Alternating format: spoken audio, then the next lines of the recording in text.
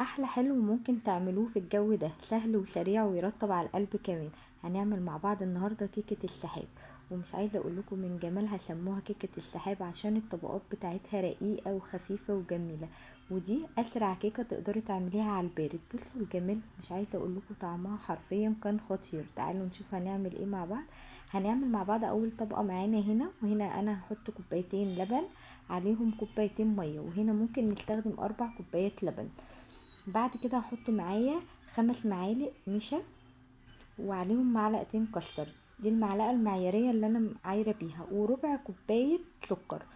وهنا انا ممكن استبدل الكاسترد بكريم كراميل. حطيت هنا معلقه فانيليا وقلبت كل الكلام ده على البارد ورفعته على النار. اول ما ابتدت تغلي وتبقبق معايا وتقلت معايا بالشكل ده هرفعها من على النار. هنا انا حطيتها في طبق تاني وغطيتها كده وهسيبها تبرد معايا، وبعد كده احطها في التلاجة.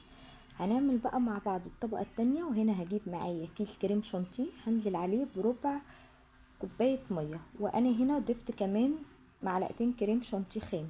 هو ده القوام اللي انا محتاجاه. هنا بقى بعد ما خلصت الكريم شانتيه هطلع الكاسترد من التلاجة وهضربه بالشكل ده لحد ما ياخد القوام الكريمي اللي انتوا شايفينه ده.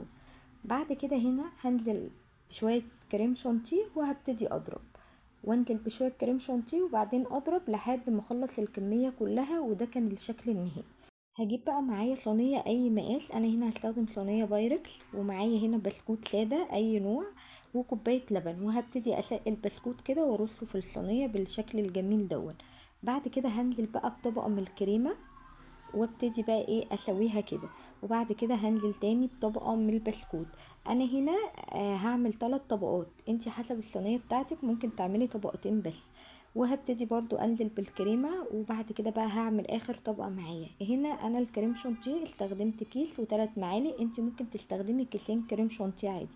هنا بقى انا خلصت، هبتدي اسوي الصينية كده وهروح بقى احطها في التلاجة لحد ما اجهز الشوكولاتة معايا هنا 100 جرام شوكولاتة عليهم ربع كوباية لبن سخنة، ومعايا معلقة زيت. هنا معلقة الزيت ما تصورتش معلش.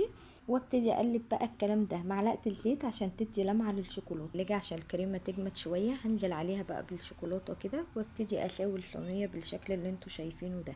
انا هنا بقى هحط شوية شوكولاتة مبشورة بس كده. وكده بقت جاهزة معايا. مش عايزة اقول لكم السكر بتاعها كان خفيف جدا، بصوا الطبقات وطعمها كان خطير وخفيفة وهشة وحلوة جدا. تقدروا تعمليها بمنتهى السهولة. جربوها وقولوا لي ايه رأيكم.